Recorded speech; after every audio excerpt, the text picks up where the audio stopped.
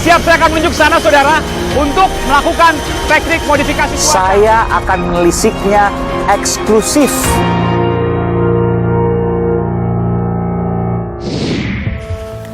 Saudara, polisi di dunia virtual membuka peringatan bagi dugaan pelanggar. Siapa salah, diminta untuk menghapus. Sebuah gebrakan berupa jalan tengah. Meski muncul pro dan kontra di dalamnya, bagaimana operasi sesungguhnya?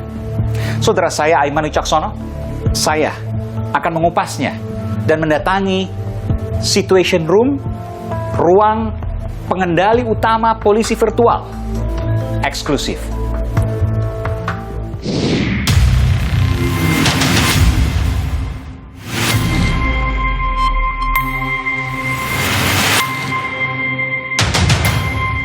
Begitu ada kalimat-kalimat yang kurang pas, yang kemudian melanggar Undang-Undang ITE, maka virtual police yang kemudian menegur.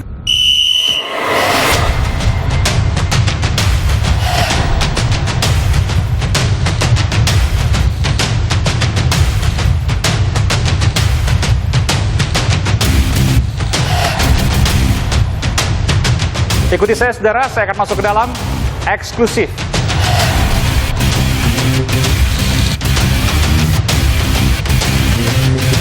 Saya ingin memperlihatkan pada Anda, saudara, bagaimana kemudian contoh akun yang telah ditegur oleh polisi virtual. Ya, boleh, Jenderal? boleh. Saya nggak akan membacakan lengkap, saudara. Tentu ini terkait dengan SARA, jadi saya akan blur. Datang ke Indonesia membawa budaya titik-titik, efeknya Indonesia jadi Oke, lalu kemudian dijawab, ya, baik Pak, maaf, sudah saya hapus tweet tersebut. Sekali lagi mohon maaf. Masyarakat Indonesia punya potensi baik kok. Dan kalau sudah minta maaf, selesai. Selesai, close case. Kalau dia nggak mau hapus, Panggil. Kan kita bisa lihat tuh, orang dari sana nggak bisa lihat kemari. kaca satu arah ya. Iya, ini di sini mas. Kita lihat ke dalam. Oke, baik. Memang persis mirip seperti film-film Hollywood ya, Jenderal. Ini ruang konfrontasi. Iya, orang asli.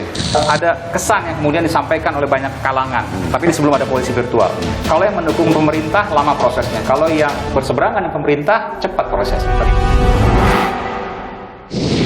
Saudara, sebelum saya memasuki ruang pengendali utama, virtual police atau polisi virtual yang mengawasi setiap tindak tanduk dugaan pelanggar dari dunia maya, saya ingin menyampaikan sejumlah informasi terkait hal ini. Berikut ini.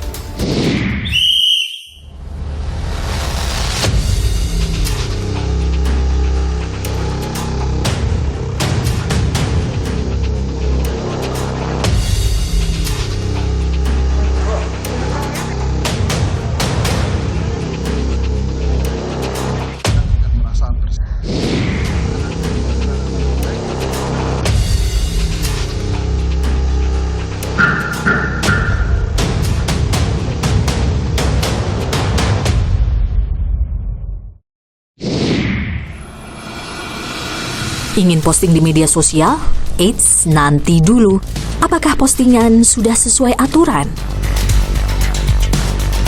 Awas, hati-hati kelewat sebelum menggerakkan jari. Bisa-bisa kena semprit polisi. Iya, kini ada virtual police alias polisi virtual yang selalu berpatroli di dunia maya. Gebrakan baru Kapolri Jenderal Listio Sigit Prabowo, meski belakangan memunculkan pro dan kontra. Rasa aman di media sosial versus munculnya ketakutan. Diluncurkan 2 pekan lalu, polisi virtual berkeliling jagat maya melihat adanya potensi yang disalahguna.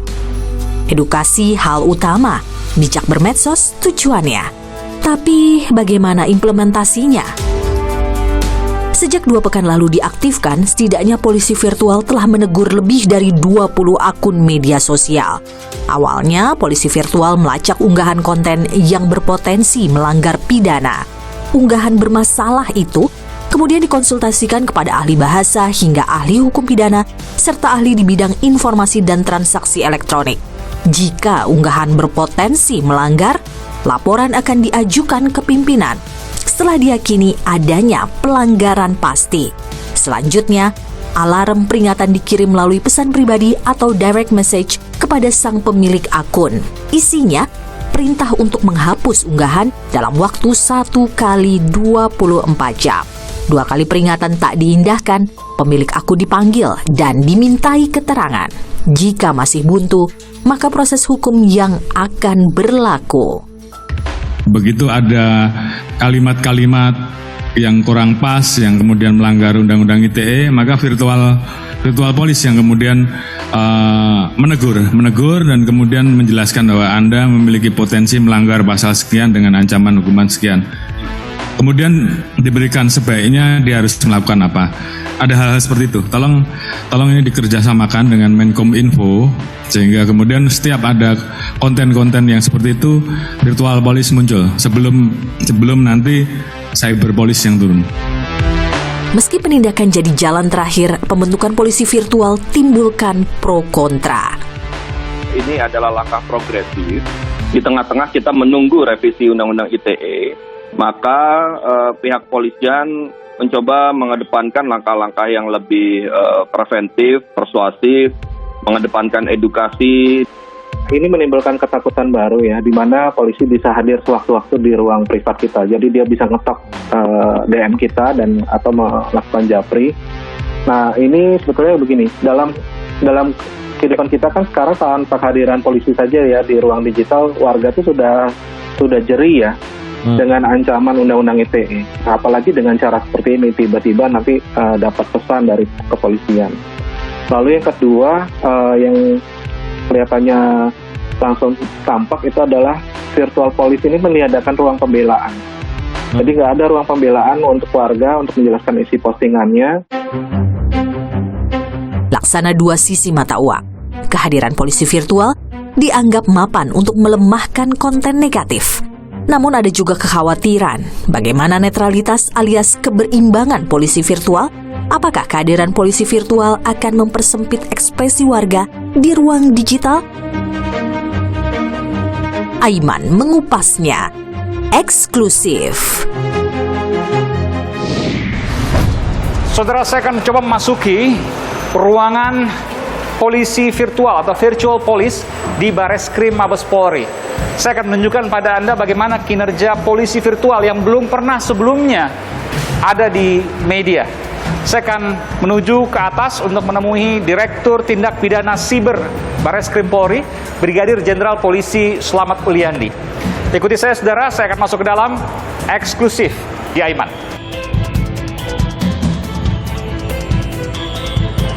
Izin Pak, mau ke Dirtipid Siber, terima kasih. Dan saudara, saya sudah berada di ranah penguasa jagat maya di Bareskrim Polri. Saya sudah bersama dengan Direktur Tindak Pidana Siber Bareskrim Polri, Brigadir Jenderal Polisi Slamet Uliandi. Ya. Selamat siang, Jenderal. Terima kasih. Selamat siang, Mas Jadi Aiman. ini ranah yang menjadi kekuasaan untuk melakukan pengawasan, betul ya? Bukan ranah kekuasaan, ranah monitor. Monitor, baik. Ya. Tapi memang di sini adalah tempat untuk mengkoreksi hal-hal yang bisa memang membahayakan. Ya, betul, Mas. Misalnya terkait dengan ujaran kebencian, SARA. Terus ini kemudian tentang juga kerugian ekonomi, cyber terorisme juga kita pantau. Oke, terorisme, cyber narkotik juga. Iya. Jadi seluruh tindak pidana, tinggal nanti kita coba mendistribusikan ke bagian-bagian yang sudah ada di Polri. Dan ini eksklusif, saudara. Saya memasuki untuk kemudian mengkeliling sini. Ya, saya akan berkeliling sini, apa yang dikerjakan, apa yang kemudian dilakukan pengawasan, termasuk juga ada ruang mediasi ya. Iya, ruang mediasi. Tapi sebelumnya kita lihat nih. Iya, iya. Ini kan anggota saya memantau transaksi yang ada di dunia karena borderless. Oh, ini real time ini? Ini real time, dugaan kejahatan. Luar biasa, ini dari Amerika, Republik Ceko, Argentina, China. Dan ini benar-benar terjadi nih? Ya, ini benar-benar terjadi. Nah, dari sini semua, virtual cyber itu kemudian kita mencoba memprofiling dan mempetrol berdasarkan pelaporan. Artinya ini bukan orang Indonesia yang melakukan? Oh, bukan, Mas. Kok pertanyaannya, Indonesia bisa tahu serangan luar negeri, antar luar negeri ke luar negeri? Ya, kita harus bahas. Karena ini borderless, tren di luar kita juga pantau. Jadi walaupun yang dalam tanda kutip ya, pelakunya adalah orang luar negeri, korbannya orang luar negeri, kita pun bisa tahu. Ya, dan kalaupun ada orang korban dari luar negeri, Jupri yang untuk kita kan sudah pernah dengar kasusnya Indonesia Raya. Yang di Malaysia pada waktu itu yang IP-nya kan di Malaysia, Iya, tapi yang betul. melakukannya orang Indonesia yang ada di Malaysia. dan kemudian diproses hukum Masih proses hukum. di bawah umur kalau tidak salah. Iya. Dan yang dilakukan khusus untuk Indonesia adalah bagaimana kemudian menjaga agar satu transaksi ekonomi. Ya. Yang kedua soal virtual police, polisi virtual. Ya. Ini yang kemudian koreksi kalau saya salah Jenderal. Jadi ada ujaran kebencian terkait Ya. SARA misalnya. Pada kelompok misalnya. Itu yang kemudian dimonitor. Ya. Dan apa yang dilakukan terhadap mereka, para pelakunya? Ya. Kalau dulu sebelumnya kan langsung diproses hukum, betul ya? Ya. Jadi begini, sebelum saya menjelaskan Mas, sedikit ini adalah satu launching virtual police. Ya. Jadi kita melihat tonsnya. Ini masih soft launching. Jadi tidak semerta-merta tadi langsung kita melakukan peringatan. Oke. Tapi ada tahapannya. Tahapannya pertama, begitu ada report ke kita, kita tanyakan kepada ahli. Ahli sosiologi hukum, ahli bahasa, dan ahli pidana. Itu di luar polisi ya? Ya, di luar polisi. Nanti kita coba contohkan. Oke. Nah, setelah itu tiga saksi tersebut menyatakan ya ini perbuatan melawan hukum. Oke. Kita tidak melakukan upaya paksa. Upaya paksa itu pemanggilan. Ya. Tapi kita masih represif, melakukan direct message. Oh, persuasif kita? Persuasif, diingatkan. Iya. Gitu. Nah, setelah diingatkan 2 kali nggak nurunin juga, kita undang dengan surat klarifikasi. Surat klarifikasinya itu pun tertutup. Baru setelah tidak bisa dilakukan itu, maka upaya hukum tetap dilakukan. Setelah upaya hukum tetap dilakukan pun, kita panggil, kita periksa, tetap kita akan melakukan mediasi. Upaya penahanan itu kita hindari sekarang. Oke. Ini walaupun terkait yang lain, misalnya ujaran kebencian terkait SARA misalnya. Nah, kalau SARA, kita lihat dampak efek dominonya. Oke. Damage-nya kita hitung. Kalau damage-nya itu sudah sangat masif dan tidak berdampak yang lebih besar, maka upaya-upaya hukum tetap harus kita tegakkan. Kalau pencemaran nama baik, misalnya saya sebutkan saja, misalnya ada kan sekarang misalnya Chaplin misalnya, atau Om Kumis misalnya, atau yang lain-lain misalnya. Nah, kalau Chaplin dan lain-lain itu kan masih bersifat universal, umum. Belum menentukan siapa sih orangnya. Tapi kalaupun sudah menentukan siapa orangnya, misalnya si A-nya yang harus melapor. Oke. Tidak bisa diwakilkan orang-orang lain. Apakah virtual police ini, polisi virtual juga mengingatkan pada orang-orang yang terkait pencemaran nama baik orang lain? Enggak. Oh, enggak. Oke. Ya. Tapi kalau sudah ada laporan resmi, kita ingatkan. Karena delik aduan ini ya? Ya, delik aduan kita lakukan pengingatan dulu. Karena kalau pencemaran nama baik adalah delik aduan, kalau ujaran kebencian SARA delik murni. Ya. Jadi langsung bisa diproses. Meskipun tidak langsung diproses, tapi dilihat dulu. Dilihat dulu. Tadi kan tahapannya sudah saya jelaskan. Tapi sebelum saya ingin memperlihatkan pada Anda, saudara, bagaimana kemudian contoh akun yang telah ditegur oleh polisi virtual. Boleh ya, Jenderal? Boleh. Nah, ini Mas. Teknik modifikasi cuaca. Saya akan menelisiknya eksklusif